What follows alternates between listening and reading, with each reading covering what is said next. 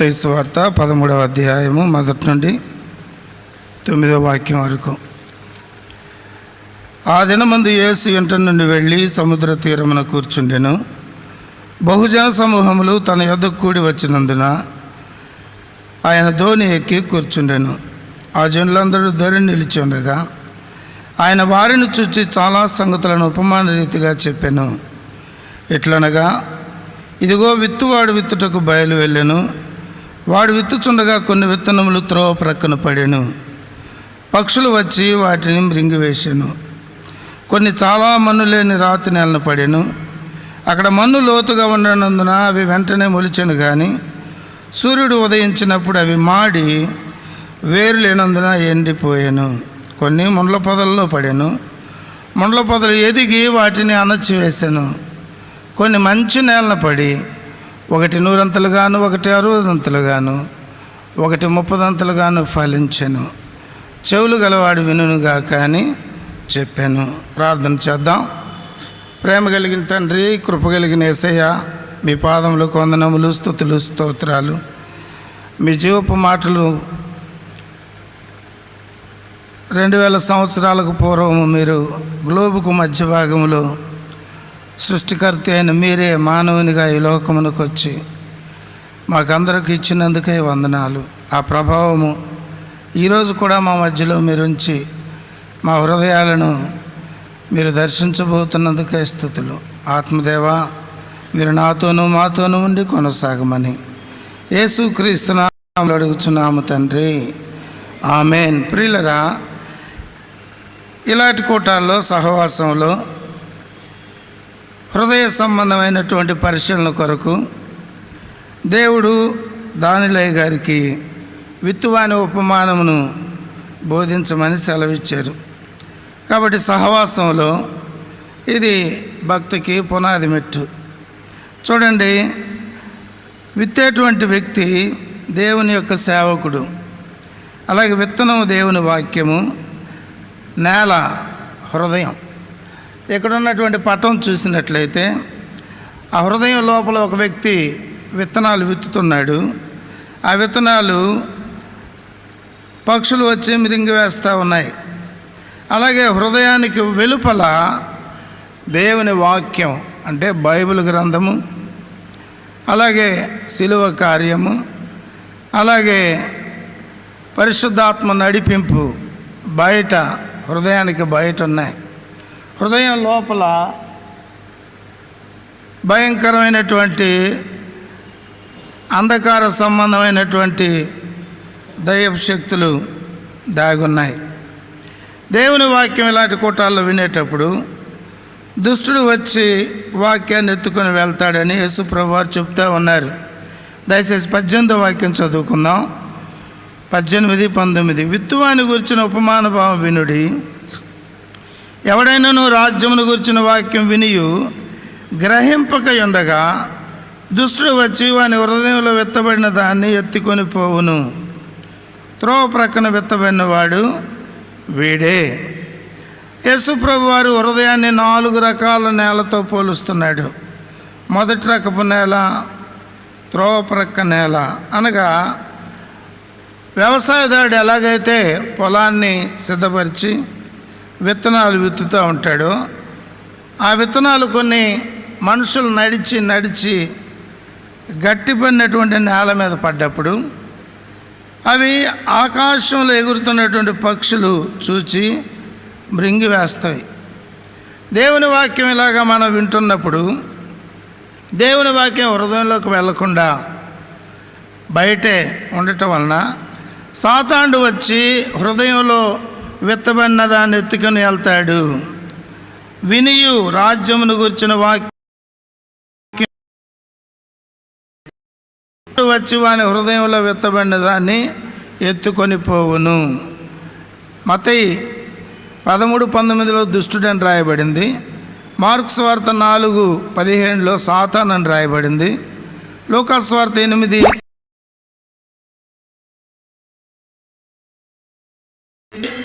ఈ దురాత్మ దయ్యపు శక్తి సైతాను మన హృదయంలో విత్తమైనటువంటి వాక్యాన్ని ఎత్తుకెళ్తాడు. సైతానికి కావాల్సింది మనలో దేవుని యొక్క మాటలు అనగా దేవుని వాక్యము ఉండకూడదు. మన హృదయం పరిశుద్ధపరచబడకుండా దేవుని వాక్యాన్ని సాతాను ఎత్తుకొని వెళ్ళిపోతాడు. ప్రభువారు చెప్తా ఉన్నారు చూడండి, వాడు విత్తుచుండగా కొన్ని విత్తనములు త్రోవ ప్రక్కను పడెను. అంటే ఈ నేల మనుషుల చేత త్రొక్కబడిన నేల. దయచేసి మీ బైబిల్ గ్రంథాల్లో మత్తయి సువార్త 7వ అధ్యాయము 6వ వాక్యం చదువుకున్నట్లయితే, పరిశుద్ధమైనది కుక్కలకు పెట్టకుడి, మీ ముత్యములను పందులు ఎదుట వేయకుడి, వేసిన ఎల్ల ఒకవేళ వాటిని కాళ్ళతో త్రొక్కి మీ మీద పడి మిమ్మను చీల్చివేయును. దేవుడిచ్చినటువంటి పరిశుద్ధమైనటువంటి జీవితాన్ని మనం చేసిన ప్రతి పాపాన్ని మరలా కుక్క వాంతికి తీసిన రీతిగా ఆ వాక్యాన్ని మనం విడిచిపెట్టి పాపాన్ని జుర్రుకుంటున్నప్పుడు ఆ కుక్క మనస్సు మనలోకి రావడం వలన మనం మన సమయాన్ని వ్యర్థం చేసుకొని అపవిత్రమైన వాటికి, సమయం అంటే దేవుడిచ్చిన కాలం, జీవిత కాలం, దాన్ని మనం అపవిత్రమైనటువంటి వాటికి అప్పగించినప్పుడు పందిలాగా ఆ పాపపు మురికిలో ఉండడం వలన మనకు ఇవ్వబడిన జీవితం త్రొక్కివేయబడుతుంది.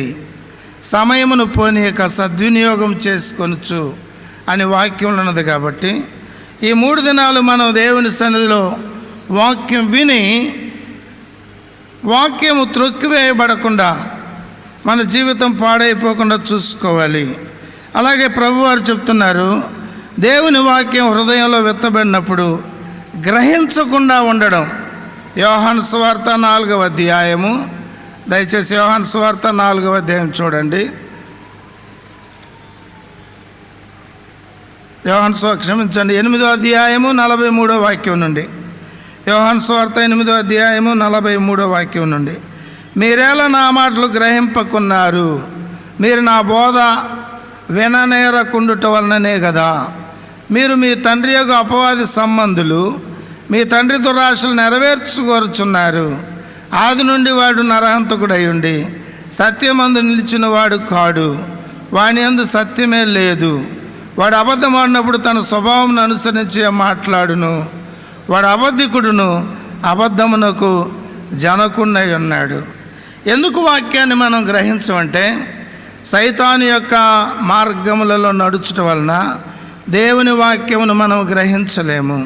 దేవుని వాక్యం మనలో ఉండదు. దేవుని వాక్యము త్రొక్కివేయబడ్డానికి మనమే కారణం. దేవుని వాక్యం గ్రహించకుండా ఉండడానికి మనమే కారణం. సాతాను మనలను పట్టుకోడు కానీ మనమే సాతాను పట్టుకుంటాం. దయ్యం మనలను పట్టుకోదు కానీ మనమే దయ్యాన్ని పట్టుకుంటాం. కాబట్టి ఇలాంటి కూటాలకు వచ్చినప్పుడు హృదయం మెత్తగిల్లి నూతన హృదయం కలిగి దయ్యాన్ని మనమే విడిచిపెడతాం. అప్పుడు వాడు మన దగ్గరకు రాడు. చూడండి, ఎందువల్ల హృదయం కఠినమైపోద్దో మనం కొద్దిగా దేవుని వాక్యాన్ని పరిశీలన చేద్దాం. మా యోహాను సువార్త 1వ అధ్యాయము 5 వాక్యాలు చదువుకుందాం. యోహాను సువార్త 1వ అధ్యాయము 5 వాక్యాలు. ఆది యందు వాక్యం ఉండెను, వాక్యము దేవుని యొద్ద ఉండెను, వాక్యము దేవుడై ఉండెను. ఆయన ఆది యందు దేవుని యొద్ద ఉండెను. సమస్తము ఆయన మూలముగా కలిగెను. కలిగి ఉన్నదేది ఆయన లేకుండా కలుగలేదు. ఆయనలో జీవం ఉండెను, ఆ జీవం మనుషులకు వెలుగై ఉండెను. ఆ వెలుగు చీకటిలో ప్రవేశించుతున్నది కానీ చీకటి దాన్ని గ్రహింపకుండెను. అంటే చీకటి కార్యాలు మన హృదయంలో ఉండవలన దేవుని యొక్క వాక్యాన్ని మనం గ్రహించుకోలేము. దేవుని వాక్యం అగ్ని, నా మాట అగ్ని వంటిది కాదా? దేవుని వాక్యం మనం ఎక్కువగా చదువుకుంటున్నప్పుడు హృదయంలో ఉన్నటువంటి ఈ చీకటి కార్యం మనలో నుండి వెళ్ళిపోతుంది. దయచేసి మనం కొరింథీయులకు రాసిన 2వ పత్రిక 4వ అధ్యాయం 4వ వాక్యం చూసినట్లయితే, ఈ యుగ సంబంధమైన దేవత మనోనేత్రములకు గుడ్డితనము కలుగు చేస్తూ ఉంది. అంటే ప్రియులరా, ఎలాగా ఈ గుడ్డితనం వస్తూ ఉంది? అవిశ్వాసం ఎందుకు వస్తూ ఉంది? కారణం ఏంటంటే మత్తయి సువార్త 13వ అధ్యాయము 13వ వాక్యంలో చెప్పబడింది, ఈ ప్రజలు కన్నులారా చూచి చెవులారా విని హృదయంతో గ్రహించి మనస్సు త్రిప్పుకొని నా వలన స్వస్థత పొందుకున్నట్లు వారి హృదయము క్రొవ్వినది, వారి చెవులు వింటకు మందములైనవి, వారు తమ కన్నులు మూసుకొని ఉన్నారు గనుక వారు వినుట మట్టుకు విందురు కానీ గ్రహింపనే గ్రహింపరు, చూచుట మట్టుకు చూతురు కానీ ఎంత మాత్రమును తెలుసుకొనరు. దేవుని సన్నిధికి వచ్చి వాక్యం వింటాము, వెళ్తాము, వాక్యాన్ని జాగ్రత్తగా మనం పఠించలేము, వాక్యాన్ని లోతుగా మనము ధ్యానం చేయలేము. కాబట్టి మనము ఈ అంధకారంలోకి వెళ్ళిపోతాం. మార్కు సువార్త 7వ అధ్యాయము 7వ వాక్యం చూసుకుందాం.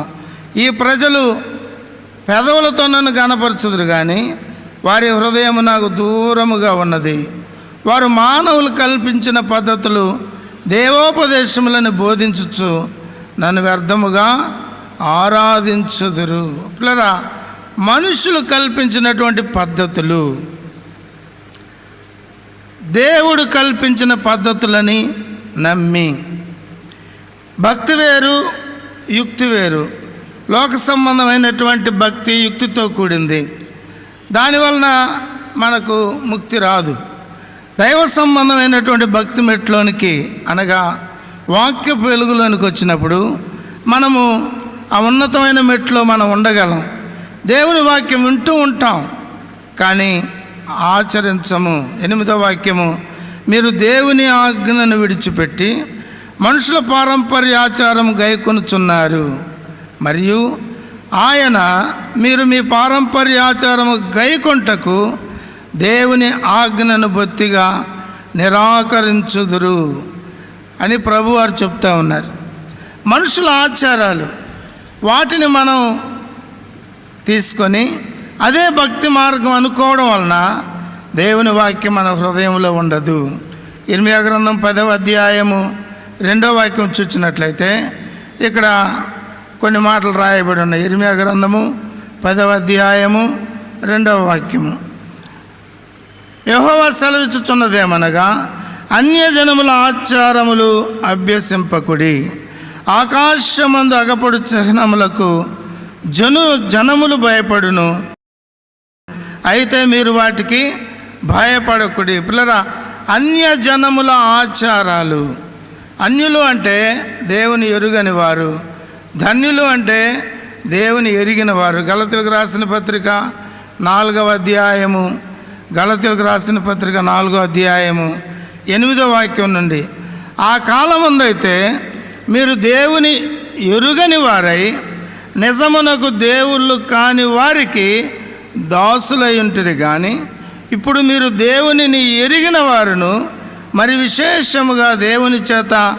ఎరుగబడిన వారై ఉన్నారు కనుక బలహీనమైనవియు నిష్ప్రయోజనమైనవినైనా మూలపాఠముల తట్టు మరలా తిరుగనేలా మునుపటి వలె మరలా వాటికి దాసులై ఉండగోరనేలా. పిల్లరా, పాత పద్ధతులు, ఆచార సంబంధమైన పద్ధతులు, ఈ దినాల్లో కొద్దిగా చదువు ఎక్కువైంది కాబట్టి కొన్ని ఆచారాలు వెళ్ళిపోయి మోడర్న్గా కొత్త రకమైనటువంటి ఆచారాలు వచ్చేస్తూ ఉన్నాయి. చూడండి, పూర్వకాలంలో మనం ఇంకా ఆచారాలు చేస్తూనే ఉన్నారు, ఇంకా ఆచారాల్లోనే ఉంటా ఉన్నారు. దేవుని సేవకులు ఎంతో బోధిస్తున్నప్పటికీ, దేవుడు తన సేవకుల ద్వారా మనతో మాట్లాడుతున్నప్పటికీ మనం ఈ ఆచార సంబంధమైన భక్తిలోనే ఉంటా ఉన్నాం. దేవుడు ధర్మశాస్త్రంలో చెప్పారు. ద్వితీయోపదేశకాండము 18వ అధ్యాయము, ద్వితీయోపదేశకాండం 18వ అధ్యాయము 9వ వాక్యం నుంచి 9వ వాక్యం నుంచి చదువుకుందాం. నీ దేవుడైన యెహోవా నీకు ఇచ్చుచున్న దేశమున నీవు ప్రవేశించిన తరువాత ఆ జనముల హేయ కృత్యములను నీవు చేయ నేర్చుకొనకూడదు. ఏవిటవి? తన కుమారునైనను తన కుమార్తెనైన అగ్నిగుండము దాటించువారినైనను, శకునము చెప్పు సోదెగారినైనను, మేఘ శకునములను కానీ సర్పశకునములు కానీ చెప్పువాణినైనను, చిల్లంగి వాణినైనను, మాంత్రికునైనను, ఇంద్రజాలకునైనను, కర్ణపిశాచిని అడుగువాణినైనను, దయ్యముల యొద్ద విచారణ చేయువాడినైనను మీ మధ్య ఉండనీయకూడదు. వీటిని చేయు ప్రతి వాడును యెహోవాకు హేయుడు. ఈ హేయములైన వాటిని బట్టి మీ దేవుడైన యెహోవా నీ ఎదుటి నుండి ఆ జనములను వెళ్ళగొట్టుచున్నాడు. నీవు నీ దేవుడైన యెహోవా యొద్ద యథార్థపరుడవై ఉండవలెను. పిల్లరా, దేవుని సన్నిధిలో ఉన్న మనం లోక సంబంధమైనటువంటి ఆచారాలు, బయటకు వెళ్తున్నాం అనుకోండి, ఎదురు రావడం, పిల్లి ఎదురొచ్చిందని, విధవరాలు ఎదురొచ్చిందని, కట్టెల మోపు ఎదురొచ్చిందని రకరకాలైన శకునాలు చూడడం, ఈ దినాల్లో కూడా ఉన్నాయి. బాగా చదువుకున్న వాళ్ళే చక్కగా బైబిల్ ఫస్ట్ నుంచి లాస్ట్ వరకు చదివే ఉంటారు, కానీ అవి పోవు, అవి అలాగే ఉంటాయి. ప్రార్థన చేసుకొని వెళ్తున్నా కూడా ఓ రకమైనటువంటి భయం హృదయంతరంగంలో ఉండడం వలన, అది తీసేసుకోకుండా ఉండడం వలన వాక్య సంబంధమైన బలము, ధైర్యము హృదయంలో ఉండదు. కాబట్టి భక్తిలో ముందుకు వెళ్ళలేని స్థితి. చూడండి, మంచిగా చక్కగా బిల్డింగ్ కట్టుకుంటారు, దిష్టి బొమ్మ పెడతారు, చక్కగా రెడీ అవుతారు, శుభ్రంగా బొట్టు పెడతారు, రకరకాలైనటువంటి వికృత కార్యాలు. దేవుడు మనలను సృజించినప్పుడు దేవుడే మనకు కావాలంటే చేసుంటారు. దేవుడు పరిశుద్ధమైన శరీరాన్ని ఇచ్చారు, దాన్ని మనం పరిశుద్ధంగా కాపాడుకోకుండా కుక్కల్లాగా వాంతి చేసిన దాన్ని తినడం, పందుల్లాగా బురదలో పొరులన్నట్లు సమయాన్ని అంతటినీ వ్యర్థం చేసుకోవడం వలన దేవుని యొక్క వాక్యము మన హృదయంలో ఉండదు. లేదా ఇంకా రకరకాలైనవి. దేవుని సేవకుల దగ్గరకు వస్తారు, మ్యారేజ్ డేట్ అంటారు, పంతుల దగ్గరికి వెళ్ళి వారి దగ్గర డేట్ ఫిక్స్ చేసుకుని వచ్చి ఇక్కడ లేదండి మాకు ఆ డేట్లోనే మ్యారేజ్ కావాలి అంటారు. ఆ టైంకే మ్యారేజ్ రిజిస్ట్రార్ దగ్గరికి వెళ్ళి చెప్తారు, అయ్యగారు దయచేసి ఆ టైంకే పెళ్లి చేయండి. పాస్టర్ గారికి మట్టుకు మంచి కార్డు ఇస్తారు, లోకమంతా పసుపు రాసినటువంటి కార్డు, బియ్యపు గింజలున్న కార్డు పంచుతారు. క్రైస్తవులే. ప్రార్థనకు వచ్చే మన ఇలాంటి అలవాట్లు కలిగినటువంటి వాళ్ళు ఉండడం వల్ల దేవుని వాక్యము మనలో ఫలించదు. దయచేసి గలతీలకు రాసిన పత్రిక 4వ అధ్యాయము 10వ వాక్యం నుంచి చదువుకుందాం. గలతీ 4:10 నుండి, మీరు దినములను, మాసములను, ఉత్సవ కాలములను, సంవత్సరములను ఆచరించుచున్నారు.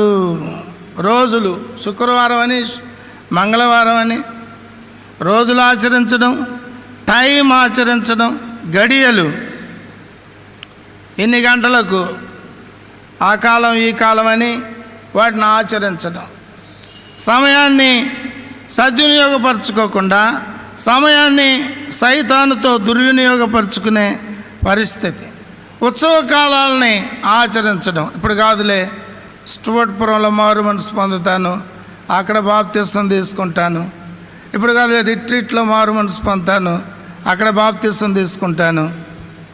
వాయిదా వేసుకుంటూ కూటాల్లో అది ఇదని, ఇదే ఆ పాత ఉన్నటువంటి దాన్ని ఈ భక్తిలో కూడా, క్రైస్తవ భక్తిలో కూడా అన్వయించుకోవడం. ఎందుకంటే అది రక్తంలో ఇమిడిపోయింది కాబట్టి దాన్ని మనం అలాగే యాక్టివేట్ చేసుకోవడం. అలాగే సంవత్సరాలు, లేదా చూడండి మాసాలు, చక్కగా వివాహం అయి ఉంటుంది, ఆషాఢ మాసం అని ఆచరిస్తారు. ఇలాంటి ఆచారాలు మన జీవితంలో ఉన్నప్పుడు దేవుని వాక్యము ఏమాత్రము ఫలించదు. లేదా చూడండి, యెషయా గ్రంథం 47వ అధ్యాయము, యెషయా గ్రంథం 47వ అధ్యాయము చదువుకుందాం. 10వ వాక్యం నుండి, నీ చెడుతనమును నీవు ఆధారం చేసుకుని ఎవడును నన్ను చూడడని అనుకుంటివి. యెషయా 47:10, నేనున్నాను, నేను తప్ప మరి ఎవరునూ లేరని నీవు అనుకున్నట్లు నీ విద్యయు నీ జ్ఞానమును నిన్ను చెరిపివేసెను. లేదా బాగా చదువుకొని ఉంటారు కానీ ఫలితం ఉండదు. దేవుని వాక్యాన్ని ఆకాశ పక్షులు వచ్చి ఎత్తుకెళ్తున్నాయి. ఆకాశం నుండి పక్షులు వస్తూ ఉన్నాయి. దయచేసి ఎఫెసీయులకు రాసిన పత్రిక 5వ అధ్యాయము చూడండి. ఎఫెసీయులకు రాసిన పత్రిక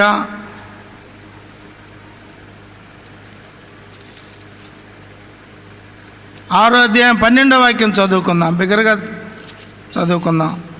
మనము పోరాడునది 6:12 ఏలనగా మనము పోరాడినది శరీరులతో కాదు, కానీ ప్రధానులతోనూ అధికారులతోనూ ప్రస్తుత అంధకార సంబంధులకు లోకనాథులతోనూ ఆకాశ మండలమందున్న దురాత్మల సమూహములతోనూ పోరాడుచున్నాము. పిల్లల భక్తి అంటే పోరాటం.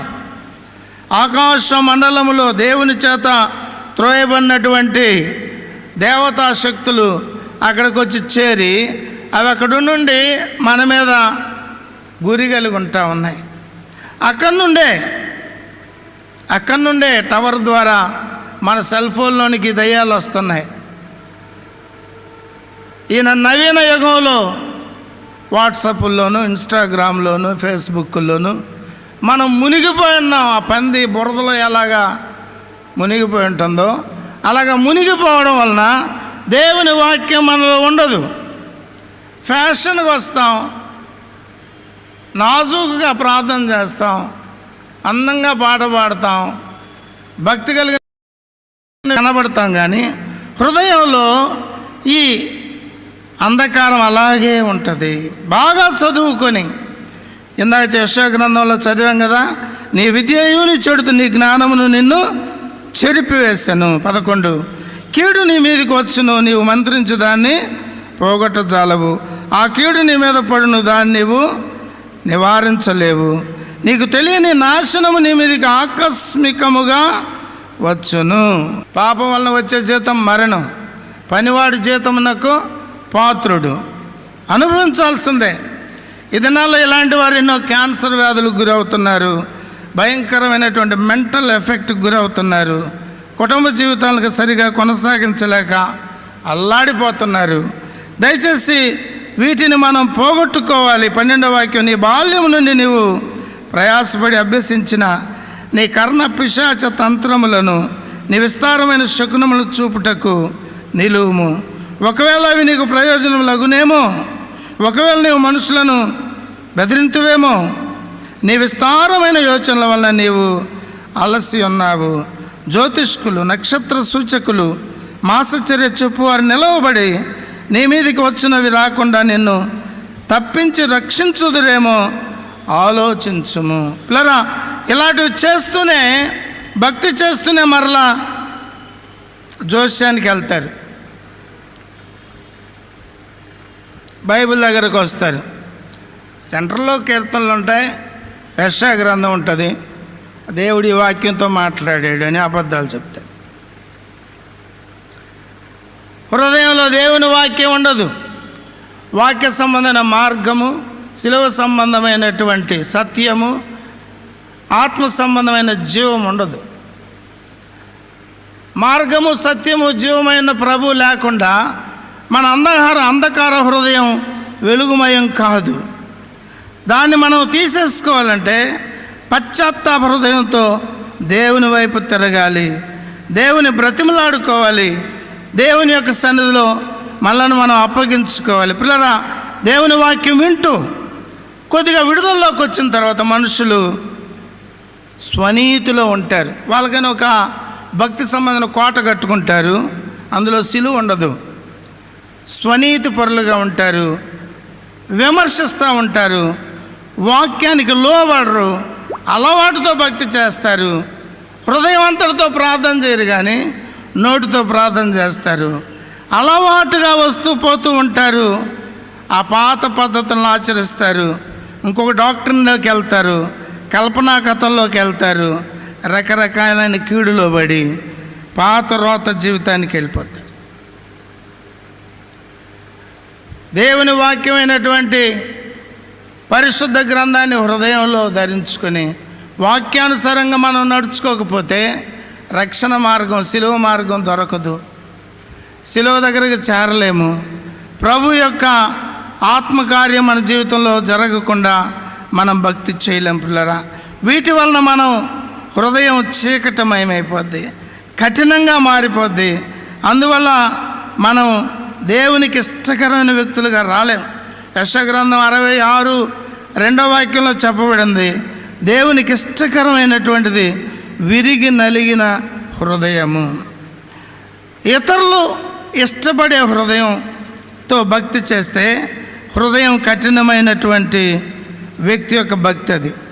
దేవుడు ఇష్టపడే హృదయాన్ని మనం సంపాదించుకుంటే అది దేవుడు కలిగించినటువంటి మారు మనసుతో కూడిన భక్తి. చూడండి, ఎవడు దీనుడై నలిగిన హృదయం గలవాడై నా మాట విని వణకుచుండునో వానినే నేను దృష్టించుచున్నాను. ఇలా దేవుని సన్నిధిలో ఉన్న మనం త్రోవ ప్రక్కన ఉన్నటువంటి నేల హృదయంలాగా స్నేహితులు కదా, బంధువులు కదా అని వాళ్ళకు అవకాశం ఇచ్చినప్పుడు, పాపంలో ఉన్నటువంటి కుటుంబీకులు, పిల్లలు, భార్య, భర్త, వాళ్ళకు కూడా మనం అవకాశం ఇచ్చినప్పుడు మన హృదయంలో కఠినత్వం వచ్చేస్తుంది. ప్రభువారు చెప్తా ఉన్నారు, దయచేసి 4వ వాక్యం చదువుకుందాం. వాడు విత్తుచుండగా కొన్ని విత్తనములు త్రోవ ప్రక్కన పడెను, పక్షులు వచ్చి వాటిని మృంగివేసెను. ప్రభువారు చెప్తా ఉన్నారు, త్రోవ ప్రక్కన విత్తబడినప్పుడు వాక్యం విని గ్రహింపక ఉండగా దుష్టుడు వచ్చి వాని హృదయంలో విత్తబడిన దాన్ని ఎత్తుకొని పోవును. కాబట్టి దేవుని వాక్యాన్ని సాతాను ఎత్తుకొని పోకుండా మనము ఈ అన్యాచార సంబంధమైన కార్యాలు తీసేసుకోవాలి. ఇంకా మనలో చాలామంది అవి ఏవో చేతులు కట్టుకున్నారు. మొన్న all Indian sir my brothers and sisters అని మనం ప్రమాణం చేసిన తర్వాత కూడా అవి కట్టుకుంటేనే సిస్టర్స్ అంటే అది దొంగ పని. ఇలాంటివి క్రైస్తవులమైన మనం కూడా చేయకూడదు. లాటరీ పద్ధతిలో జనవరికి రావడం, మారు మనసు లేకుండా వాగ్దానాలు తీసుకోవడం, భక్తి చేస్తున్నామని చెప్పినప్పుడు సాతాను గోలు వేసి నేను లాగాడంటే పడిపోతాం. అప్పుడు దేవునికి దొరకం. కాబట్టి హృదయాన్ని పరిశుద్ధపరచుకోవాలి. హృదయాన్ని పరిశుద్ధపరచుకోవాలంటే ఉపవాసం ఉండాలి. దేవుని సంధిలో ఇలాంటి కూటాల్లో దేవుని సేవకుల దగ్గరికి వెళ్ళి ఒంటరిగా వాళ్ళతో మాట్లాడాలి, వాళ్ళ యొక్క సలహాలు తీసుకోవాలి. అప్పుడు మనం సైతాన్ని ఎదిరించగలం. యాకోబు రాసిన పత్రిక 4వ అధ్యాయము 7వ వాక్యం చూడండి. కాబట్టి దేవునికి లోబడి ఉండుడి, దేవునికి లోబడి ఉండుడి, అపవాదిని ఎదిరించుడి, అప్పుడు మీ వద్ద నుండి వాడు పారిపోవును. సాతాను అప్పుడు మన దగ్గర నుంచి పారిపోతాడు. హృదయంలో ఇవి కావాలి, దేవుడు కావాలంటే కుదరదు. దేవుడు కావాలంటే సైతాను కార్యాలు విడిచిపెట్టాలి. లోక సంబంధమైన వ్యక్తులతో స్నేహం మానుకోవాలి. లోక సంబంధమైన మంచితనాన్ని విడిచిపెట్టాలి. లోక సంబంధమైన కార్యాల నుండి మనం బయటకు రావాలి. అప్పుడు మనం దేవుని యొక్క మార్గంలోకి రాగలం. అప్పుడు దేవుని వాక్యం మన అంతరంగంలో సమృద్ధిగా నివసిస్తుంది. ప్రార్థన చేసుకుందాం, ప్రభువుని అడుగుదాం. ప్రార్థన చేసుకుందాం. మహోన్నతుడు అయిన తండ్రి, ప్రేమ కలిగిన ప్రభువా, మీరు ఇచ్చినటువంటి మీ జీవపు మాటల కొరకై మీకు వందనాలు. నిజమే నాయన, విత్తమన్నటువంటి వాక్యం దుష్టైన సాతాను ఎత్తుకొని పోకుండా అంతరంగంలో ప్రభువా మేము దినదినము వాక్యము చదువుకొని 3 దినాలు మీ సేవకులు ఇస్తున్న వర్తమానములు జాగ్రత్తగా హృదయంలో చేర్చుకొని మీ కొరకు జీవించుటకు నిశ్చయతతో మిమ్మల్ని వెంబడించే వారముగా చేయమని, అల్పునైన నన్నును మీరు జ్ఞాపకం చేసుకోమని యేసుక్రీస్తు నామములో అడుగుచున్నాము తండ్రి. ఆమెన్.